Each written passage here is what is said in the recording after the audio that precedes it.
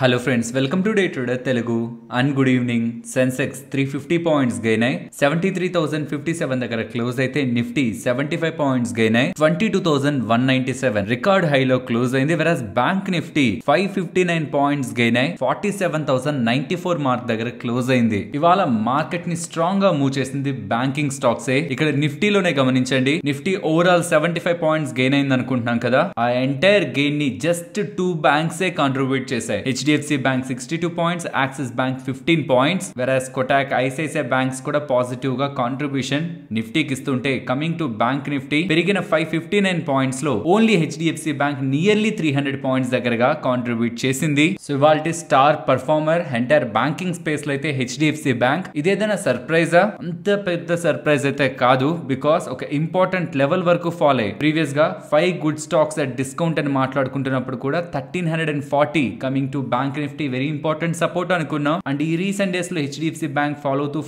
1360 దగ్గరగా ఫాలో అవుతూ important support దగ్గర నుంచి స్ట్రాంగ్ గా రివర్సల్ అయింది. అండ్ ఈ రివర్సల్ ప్రాబబిలిటీ గురించి లాస్ట్ ఫ్యూ వీడియోస్ నుంచి మనం డిస్కస్ చేస్తూనే వస్తున్నాం. సో ఇది కాదు మార్కెట్ లో సర్ప్రైజ్ చేస్తున్నది, ఇవాళ సర్ప్రైజ్ చేస్తున్నది ఫ్యూచర్ ఒక యాక్టివిటీ. మీరు గమనించండి, ఇవాళ మీరు ఒకసారి ఫోన్స్ ని ఓపెన్ చేసి నిఫ్టీ ఎంత పెరిగింది, నిఫ్టీ ఫ్యూచర్ ఎంత పెరిగింది ఒకసారి కంపేర్ చేసి చూడడానికి ప్రయత్నించండి. With respect to spot future ఎంత పెరిగిందని. అండ్ ఈవెన్ ఇవాళ small cap and mid cap indexes కూడా పెద్దగా పర్ఫార్మ్ చేయలేదు. సో బ్యాంక్ నిఫ్టీ బాగా పెరిగింది, HDFC Bank బాగా పెరిగింది, నిఫ్టీ కూడా మంచిగా పాజిటివ్ లోనే ఉంది. సో ఇక మార్కెట్ స్ట్రాంగ్ గా ఉన్నాయి, బులిష్ గా ఉన్నాయి అని మాట్లాడుకోవడానికి ఇవాళ నాకు రీజన్ అయితే కనిపించట్లేదు. Because mid and small cap space week గా ఉంది. ప్రాబబ్లీ మీ పోర్ట్ఫోలియోస్ కూడా అంత స్ట్రాంగ్ గా ఏం పెరిగిపోయిండవి. ఇవాళ ఐటీ స్పేస్ వీక్ గా ఉంది, ఫార్మా స్పేస్ వీక్ గా ఉంది. And most of the time banking and reality తప్పించి ఇవాళ ఏ సెక్టార్ కూడా అంత స్ట్రాంగ్ గా పర్ఫార్మ్ చేయలేదు. సో కాబట్టి ఇవాళ వెరీ స్ట్రాంగ్ బులిష్ డే కాదు, జస్ట్ బ్యాంకింగ్ స్టాక్స్ బెస్ట్ గా పర్ఫార్మ్ చేశాయి అంతే. అండ్ అందులోనూ HDFC Bank రీసెంట్ డేస్ నుంచి అనుకుంటున్నాం ఇంపార్టెంట్ సపోర్ట్ దగ్గర నుంచి రివర్సల్ తీసుకుంటూ ఉండడం, అది కూడా ఒక బిగ్ సర్ప్రైజ్ మార్కెట్ కి కాదు. మార్కెట్ లో ఉన్న ఇతర డేటా పాయింట్స్ మాట్లాడాక మనం మార్కెట్ ని ఎలా అబ్జర్వ్ చేయాలో నేను మీకు ఎక్స్ప్లెయిన్ చేస్తాను. అనుకున్నాం కదా నిన్న US మార్కెట్స్ కి హాలిడే, కాబట్టి ఇవాళ US మార్కెట్స్ పరంగా ఎటువంటి ఇంపాక్ట్ ఉండదు. అండ్ రేపు ఫెడ్ మీటింగ్ ఒక మినిట్స్ అప్డేట్ అయితే వస్తుంది, మన మార్కెట్స్ క్లోజ్ అయ్యాక వస్తుంది. అండ్ ఇది థర్స్డే ఇంపాక్ట్ చేస్తుంది. సిమిలర్ గా రేపు బ్యాంక్ నిఫ్టీ ఎక్స్పైరీ ఉందన్న విషయాన్ని కూడా మనం గుర్తుంచుకోవాలి. అండ్ మార్కెట్ ఒక ప్రైస్ యాక్టివిటీని ఇవాళ మీరు అబ్జర్వ్ చేశారా? ఇవాళ మోస్ట్లీ ఓపెనింగ్ లో స్ట్రగుల్ అయిన మార్కెట్ ఇంపార్టెంట్ లెవెల్స్ దగ్గర సపోర్ట్ తీసుకుంటూ నిన్న ఎక్కడైతే మార్కెట్ రెసిస్టెన్స్ ఫేస్ చేసిందో దానికి అబోవ్ స్ట్రాంగ్ గా ఇవాళ క్లోజ్ అయింది. అండ్ బ్యాంక్ నిఫ్టీ అయితే చెప్పాల్సిన నీడ్ లేదు, స్టార్టింగ్ నుంచి స్ట్రాంగ్ గా మూవ్ అవుతూ ఒకనొక టైంలో ఫాల్ వస్తున్న ఇంపార్టెంట్ సపోర్ట్స్ ని బ్రేక్ చేయకుండా అప్ సైడ్ స్ట్రాంగ్ గా క్లోజ్ అయింది. ఇప్పుడు మనం మార్కెట్ ని అలా అబ్జర్వ్ చేయాలి. ఫ్రెండ్స్, నేను నిన్నటి వీడియోలోనే క్లియర్ గా నా వ్యూని మీకు చెప్పడం జరిగింది. అండ్ దానికి బ్యాక్ ఉంటున్న లాజిక్స్ ని కూడా చెప్పాను. ప్రీవియస్ గా మనకి మార్కెట్ రిలేటెడ్ గా గ్యాప్ డౌన్ అయింది CPI ఇన్ఫ్లేషన్ డేటా వచ్చినప్పుడు. ఆ గ్యాప్ డౌన్ నుంచి మార్కెట్ స్ట్రాంగ్ గా క్లోజ్ అవుతూ 750 అబోవ్ వస్తూ ఉండడం, నెగిటివ్ న్యూస్ కి మార్కెట్ ఫాలో అవ్వకుండా ఫర్దర్ గా పెరుగుతూ స్ట్రాంగ్ గా ఇంపార్టెంట్ లెవెల్ కి అబోవ్ వచ్చి క్లోజ్ అవుతూ ఉండడం, రీసెంట్ డేస్ లో మార్కెట్ లో స్ట్రెంగ్త్ ఉంది, ఇంకా అప్ సైడ్ కి మూవ్ అవడానికి పాసిబిలిటీ ఉంటుందని నేను నమ్మడానికి చూసిన important point. Second the HDFC Bank. నేను మీకు ప్రీవియస్ గా చార్ట్ ని చూపించి ఎక్స్ప్లెయిన్ చేశాను. ఐ థింక్ 1212 న్యూస్ వీడియోలో. ఆ వీడియోలోనే HDFC Bank రిలేటెడ్ గా మనం మాట్లాడుకుంటూ HDFC Bank ఒక ఇంపార్టెంట్ సపోర్ట్ 1350 అరౌండ్ మనం డ్రా చేసుకున్న లెవెల్ అరౌండ్ వచ్చి రివర్సల్ తీసుకుంది. ఈ రివర్సల్ లో స్ట్రెంగ్త్ ఉండి అప్ సైడ్ కి మూవ్ అయ్యే ప్రయత్నం కానీ జరిగితే బ్యాంక్ నిఫ్టీలోనూ మూవ్ వస్తుందని అనుకున్నాం. బట్ బ్యాంక్ నిఫ్టీలా మూవ్ మనకు కనిపించలేదు, HDFC Bank లో కూడా మూవ్ మనకు కనిపించలేదు. అండ్ నిన్న జరిగిన HDFC Bank అనలిస్ట్ మీట్ లో మార్కెట్ లో ఏదో చిన్న భయాలు ఉన్నాయి, ఏదైనా అనలిస్ట్ మీట్ పెడుతున్నారంటే ఏదైనా బిగ్ నెగిటివ్ అయినా చెప్తారా అని. ఫస్ట్ థింగ్ అలా ఏం చెప్పలేదు. ట్రస్ట్ మీ, ప్రీవియస్ గా ఎలా అయితే డిప్లొమాటిక్ గా మాట్లాడుతూ యాజ్ ఎ స్టాండర్డ్ బ్యాంక్ గా వాళ్ళు ఏమైతే చెప్పాలనుకుంటారో ప్రాఫిటబిలిటీ రిలేటెడ్ గా, మార్జిన్స్ పరంగా ఏదో గ్రో అవ్వాలి కదా అని బ్రాంచెస్ ని పెంచుకుంటూ వెళ్ళిపోవడం కాదు, first net interest margin stabilize చేసే ప్రయత్నంలో వాళ్ళు ఉంటారని, ఇలా ఏవైతే స్టాండర్డ్ థింగ్స్ ఉంటాయో వాటి గురించే డిస్కస్ చేశారు. కానీ మార్కెట్ అనుకున్నట్టే బిగ్ నెగిటివ్ రాలేదు, అలానే బిగ్ పాజిటివ్ రాలేదు. బట్ ఏ బిగ్ నెగిటివ్ రాకపోవడమే మార్కెట్ కి పాజిటివ్ గా కనిపిస్తూ ఇవాళ ఇంతలా ర్యాలీ అయింది. కాబట్టే చెప్తున్నాను, నిన్నటి వీడియోలో కూడా చెప్పాను, మార్కెట్ లో ఏ మాత్రం చిన్న ఫాల్ వస్తున్నా ఓకే ఇంపార్టెంట్ రెసిస్టెన్స్ దగ్గరికి వచ్చింది, అక్కడి నుంచి ఫాలో అవుతుంది, ఇది ఒక గుడ్ సెల్లింగ్ ఆపర్చునిటీ. ఇలా చూడకండి, యాక్చువల్లీ ఇలా చెప్పడంలో కూడా రిస్క్ ఉంటుంది. బికాస్ ఇక్కడ నుంచి 200-300 పాయింట్స్ పడిపోయింది అనుకోండి, మేము అక్కడ సెల్ చేద్దాం అనుకున్నాం, మీరు అలా చెప్పారు కదా అని మంచి ఆపర్చునిటీ కోల్పోయాం అనుకోని నెగిటివ్ కామెంట్స్ కూడా నేను ఫెయిల్ అయిన సందర్భాల్లో చూశాను. అందుకే నేను నిన్న కూడా చెప్పాను, మీరు ఆపర్చునిటీ కోల్పోతే ప్రాఫిట్ కోల్పోతారేమో, బట్ ఇక్కడ నుంచి వచ్చే స్ట్రాంగ్ మూవ్ అప్ సైడ్ కానీ ఎవాల్వ్ అయితే మీరు ఒకవేళ సెల్లర్ అయ్యి కాల్ ని సెల్ చేస్తుంటే బిగ్ ట్రాప్ లో పడతారు. కాబట్టే చెప్తున్నాను, మార్కెట్ లో పర్టికులర్ గా బ్యాంకింగ్ స్పేస్ లో స్టిల్ ఇంకా అండర్ పర్ఫార్మెన్స్ ఉంది. నిఫ్టీ ఆల్ టైమ్ హై లో ఉందేమో, బట్ బ్యాంక్ నిఫ్టీ స్టిల్ ఇంకా అరౌండ్ 2000 పాయింట్స్ దగ్గర ఇవాళ పెరిగిపోయింది, కానీ పెరక్క ముందు చూస్తే నియర్లీ 4.5% దగ్గరగా డౌన్ సైడ్ ఉంది. ఇప్పుడైతే ఆల్మోస్ట్ 3 to 3.5% దగ్గరగా స్టిల్ ఇంకా డౌన్ సైడ్ ఉంటున్నట్టు. మరి అది రికవర్ అవ్వాలి కదా, హెచ్డిఎఫ్సి బ్యాంక్ పరంగా రికవర్ అవ్వాలి కదా. ఆ రికవరీ ప్రాసెస్ లో కూడా మనకి స్కోప్ ఉంది కదా అప్ సైడ్ కి వెళ్ళడానికి. సరే, మరి ఏ లెవెల్స్ కి ఫాలో అవుతుంటే మీరు చెప్పింది రాంగ్ ఆర్ మీరు ఫెయిల్ అయ్యారని అనుకోవచ్చు. ఫ్రెండ్స్, 21,715 అయితే బేస్ గా తీసుకోండి, బికాస్ 21,450 టూ మచ్ డిస్టెన్స్ లో ఉంది. అట్లీస్ట్ మినిమం టు మినిమం 21,750 ఇంకొంచెం సేఫ్ గా చూడాలంటే నేను మీకు ప్రీవియస్ గా చెప్పామని గుర్తుందా, ఫిబ్రవరి 1st లో బడ్జెట్ లోని చాలా కాషియస్ గా చూడండి, అదైతే మనల్ని మోసం చేయలేదు. 21,650, సో చెప్పాలంటే 21,750 to 21,650, సో 21,450 అంటే చాలా దూరం ఉంది. దానికి ఒక 200 పాయింట్స్ అబోవ్ రండి. 21,750 to 21,650 ఫస్ట్ థింగ్ అది బ్రేక్ అవ్వనివ్వండి. అది బ్రేక్ అయ్యాక కావాలంటే నెగిటివ్ గా థింక్ చేయండి. ఇది పాయింట్ కాదు నెగిటివ్ గా థింక్ చేసేందుకు అనేది. పర్సనల్ గా నా ఒపీనియన్, నేను రాంగ్ అవ్వచ్చు, బట్ నేను ఎందుకు అలా థింక్ చేస్తున్నాను దానికి నేను మీకు లాజిక్స్ చెప్పాను. కాబట్టి అన్నెసరీగా కాల్స్ ని సెల్ చేసి ట్రాప్ అయ్యే ప్రయత్నం ఈ జోన్స్ లో మాత్రం చెయ్యకండి. ప్రెసెంట్ ఫర్ మీ ప్రెసెంట్ ఉంటున్న స్ట్రక్చర్ మార్కెట్ పరంగా నాకు బులిష్ గానే కనిపిస్తుంది, బట్ ఇవాళ మార్కెట్ బులిష్ గా ఉందని అయితే నేను చెప్పను. ఎందుకంటే చెప్పాను కదా, ఓవరాల్ మార్కెట్ టెక్స్చర్ ఏమంత స్ట్రాంగ్ గా లేదు ఇవాళ. ఏదో హెచ్డిఎఫ్సి బ్యాంక్ పెరగడం కారణంగా బ్యాంకింగ్ స్పేస్ ఓవరాల్ నిఫ్టీలో ఏదో కొంత పాజిటివ్నెస్ చూసాం, కానీ లేదంటే ఇవాళ కొంత ఫ్లాట్ డేనే నేను ఇది కాదు మార్కెట్ లో ఇంకా ఎక్స్పెక్ట్ చేసింది. లెట్స్ సీ ఈ ఇంపార్టెంట్ లెవెల్ దగ్గర నుంచి మార్కెట్ అప్ సైడ్ వెళ్తుందా, లేదు నేను రాంగ్ అయి మళ్ళీ 21,750 దగ్గర వరకు వస్తూ ఒక రేంజ్ బౌండ్ యాక్టివిటీ మార్కెట్ లో కనిపిస్తుందా అన్నది కమింగ్ డేస్ లో మార్కెట్ డిసైడ్ చేయాలి. అండ్ పర్సనల్ గా మీరేమనుకుంటున్నారు, ఈ రెసిస్టెన్స్ దగ్గర నుంచి మార్కెట్ కరెక్ట్ అవుతుందా డౌన్ సైడ్, ఆర్ బ్రేక్అవుట్ కి అప్ సైడ్ ఇస్తుంది అనుకుంటున్నారా? దాని బ్యాక్ ఏదైనా లాజిక్స్ ఉంటున్నా కామెంట్ సెక్షన్ లో చెప్పండి, సో దట్ నేను చెప్తున్న వ్యూవే కాకుండా మీదేదైనా లాజికల్ గా ఉంటున్నా మన వాళ్ళకి ఆ లాజిక్ కూడా యూజ్ అవుతుంది. ఫ్రెండ్స్, ఇలా మార్కెట్ లో ఉంటున్న డేటాను అనాలిసిస్ చేస్తూ వీడియోని ఇలా మీ ముందుకు తీసుకురావడానికి మేము పెడుతున్న ఎఫర్ట్స్ మీకు వాల్యుబుల్ గా అనిపిస్తూ ఉంటే మన వీడియోని తప్పకుండా లైక్ చేయండి. ఫ్రెండ్స్, న్యూస్ అప్డేట్స్ మాట్లాడుకునే ముందు మీకు న్యూస్ అనాలిసిస్ చేయాలని మార్నింగ్ నుంచి ఉంటున్న అప్డేట్స్ అన్నిటిని ఎక్కడెక్కడ ఏమేమి ఉన్నాయని ట్విట్టర్ లో కూడా వెతుకుతూ ఉండగా నాకు హైదరాబాద్ సిటీ పోలీస్ వాళ్ళ దగ్గర నుంచి ట్వీట్ కనిపించింది. చూసి చాలా సేపు నవ్వుకున్నాను. మీకు కూడా షేర్ చేస్తే మీకు కూడా యూజ్ అవుతుందని షేర్ చేస్తున్నాను. ఒక అతను మొబైల్ మాట్లాడుతూ బండిలో వెళ్తూ ఉండడం, మీది మొత్తం 1000 అయింది, యూజర్ చార్జెస్ ఎక్స్ట్రా. దీని అసలు డైలాగ్ ఏంటో కామెంట్ సెక్షన్ లో చెప్తారా? చాలా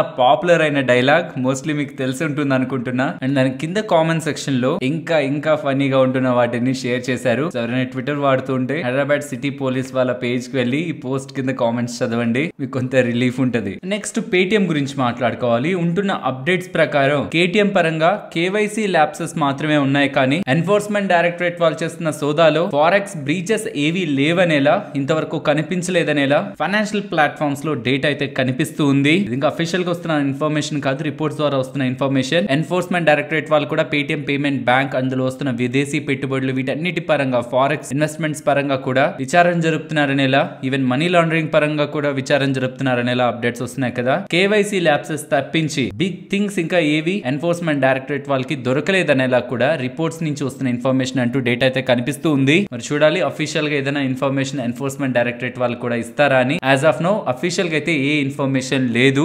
నెక్స్ట్ ఫెడరల్ బ్యాంక్ గురించి మాట్లాడుకోవాలి. ఫెడరల్ బ్యాంక్ పడడానికి ప్రధాన కారణం కోటక్ మహీంద్రా బ్యాంక్ కు సంబంధించిన కేవీఎస్ మానియన్ గారు. అతను సీనియర్ ఎగ్జిక్యూటివ్ గా ఉంటున్నారు కోటక్ మహీంద్రా బ్యాంక్ లో. తను ఫెడరల్ బ్యాంక్ ని ఎండి అండ్ సిఇఓ గా నడపడానికి వన్ ఆఫ్ ద క్యాండిడేట్ గా ఫెడరల్ బ్యాంక్ సెలెక్ట్ చేసినట్లు వస్తున్న అప్డేట్స్ తో స్టాక్ సుమారుగా 10% దగ్గరగా పెరిగింది. తననే సెలెక్ట్ చేయలేదు, తనతో పాటు ఇంటర్నల్ గా ఇంకొక ఇద్దరు క్యాండిడేట్స్ ని కూడా సెలెక్ట్ చేశారు. బట్ నిన్న స్ట్రాటజిక్ గా మార్కెట్ క్లోజ్ అయ్యాక కోటక్ మహీంద్రా బ్యాంక్ వాళ్ళు కేవీఎస్ మానియన్ గారిని జాయింట్ ఎండి గా రీడిజిగ్నేట్ చేస్తూ ఉండడం, మీన్స్ ఇంకొక పోస్ట్ హయ్యర్ పోస్ట్ ఇస్తూ ఉండడం.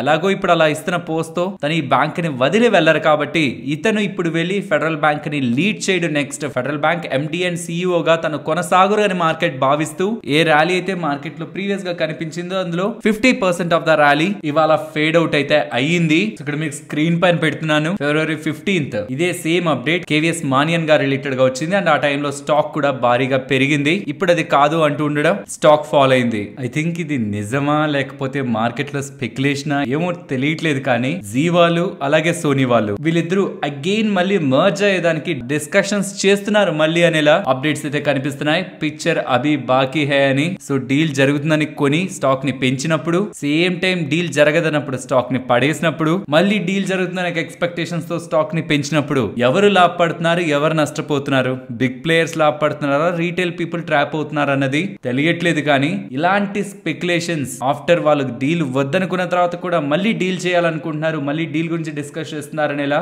వస్తున్న ఈ అప్డేట్స్ అయితే స్టాక్ ని మరింతగా ఇవాళ పెంచాయి. ఆల్మోస్ట్ 10% అబవ్ వరకు స్టాక్ వెళ్ళి ఓవరాల్ గా 7% దగ్గరగా జీ ఎంటర్టైన్మెంట్ పాజిటివ్ లో క్లోజ్ అయింది. మరి చూడాలి నిజంగానే అలాంటి అప్డేట్స్ ఏమైనా వస్తాయా అని. నెక్స్ట్ జాగిల్ గురించి మాట్లాడుకోవాలి. మల్టిపుల్ అప్డేట్స్ కనిపిస్తున్నాయి. ఫస్ట్ ది వీళ్ళు ఈజ్ మై ట్రిప్ వాళ్ళు, వీళ్ళిద్దరూ కూడా కంబైన్ అయి integrated travel and expense management solutions ని కార్పొరేట్ క్లయింట్స్ కి ప్రొవైడ్ చేస్తారనేలా వీళ్ళు ఈ జాగిల్ వాళ్ళు అలాగే ఈజ్ మై ట్రిప్ వాళ్ళ డీల్ కనిపిస్తుంది. ఇది ఇవాళ ఆఫ్టర్నూన్ 1:20 అరౌండ్ వచ్చిన ఆర్డర్. అలాగే 3 o'clock వీళ్ళు ఇంకొక ఆర్డర్ పరంగా కూడా అప్డేట్ చేస్తున్నారు. 3:05 అరౌండ్ వీళ్ళు ఎక్స్చేంజెస్ కి చెప్తున్నది వీళ్ళు బెనెట్ క్లోమాన్ అండ్ కంపెనీ లిమిటెడ్ వాళ్ళతో పార్ట్నర్ అయ్యారని, ఇది ఒక కస్టమర్ సర్వీస్ అగ్రిమెంట్ అని, అండ్ వాళ్ళ కంపెనీ పరంగా వీళ్ళు benefits and expense management platform ని ప్రొవైడ్ చేస్తారనేలా జాగిల్ వాళ్ళు అప్డేట్ చేస్తున్నారు. నెక్స్ట్ ఇవాళ మార్కెట్ లో విబార్ స్టీల్ ట్యూబ్స్ ఐపీఓ లిస్ట్ అయింది. లిస్టింగ్ లోనే సెన్సేషన్ క్రియేట్ చేసింది. ఆల్మోస్ట్ 181% లిస్టింగ్ గెయిన్స్ తో లిస్ట్ అయి క్లోజింగ్ నాటికి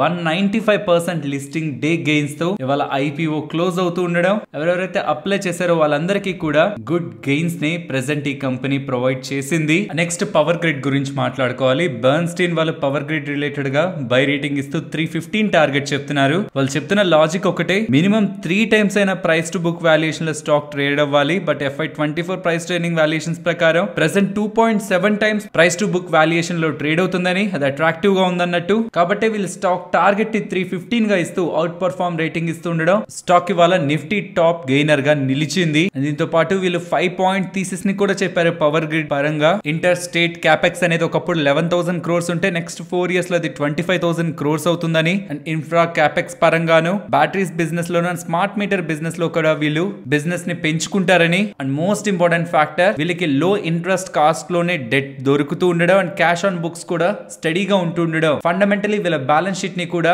స్టెబిలైజ్ చేస్తుందని కంపేర్డ్ విత్ ఇతర కంపెనీస్. ఈ కంపెనీ రిలేటెడ్ గా వీళ్ళు బులిష్ గా ఉంటున్నట్టు స్టేట్మెంట్స్ చేస్తూ ఉండేసరికి నిఫ్టీ టాప్ గెయినర్ గా పవర్ గ్రిడ్ ఉంది ఇవాళ. ఫ్రెండ్స్, ఇలా న్యూస్ అప్డేట్స్ ని అనాలిసిస్ చేస్తూ మీ ముందుకి కంటెంట్ తీసుకురావడానికి మేం పెడుతున్న ఎఫర్ట్స్ మీకు వాల్యుబుల్ గా అనిపిస్తూ ఉంటే మన వీడియోని తప్పకుండా లైక్ చేయండి. నెక్స్ట్ దీపక్ ఫర్టిలైజర్స్ గురించి మాట్లాడుకోవాలి. వీళ్ళు 15 years ఎల్ఎన్జీ కాంట్రాక్ట్ ని నార్వే బేస్డ్ ఈక్వినార్ వాళ్ళతో కుదుర్చుకున్నారు. ఇదేంటిది 15 years కాంట్రాక్ట్? వీళ్ళు ఏదైనా సప్లై చేస్తారా? కాదు, వీళ్ళకే ఎల్ఎన్జీ ఇదే గ్యాస్ 15 years కాంట్రాక్ట్ కుదుర్చుకొని నెక్స్ట్ కమింగ్ డేస్ లో గ్యాస్ పెరుగుతున్నా తగ్గుతున్నా ఎటువంటి ఇంపాక్ట్ దీపక్ ఫర్టిలైజర్స్ మీద పడకుండా డీల్ ని లాంగ్ టర్మ్ కాంట్రాక్ట్ డీల్ ని కుదుర్చుకోవడం జరిగింది. ఇది బిగినింగ్ 2026 నుంచి అమలవుతుందని for the period of 15 years అని దీపక్ ఫర్టిలైజర్స్ వాళ్ళు అప్డేట్ చేస్తున్నారు. నెక్స్ట్ ట్రైడెంట్ గురించి మాట్లాడుకోవాలి. ట్రైడెంట్ వాళ్ళు సమీర్ జోషిపురా గారిని CEO గా అపాయింట్ చేస్తున్నట్లు విత్ ఎఫెక్టివ్ ఫ్రమ్ February 2024 వీళ్ళ ఎక్స్చేంజెస్ కి అప్డేట్ చేస్తున్నారు.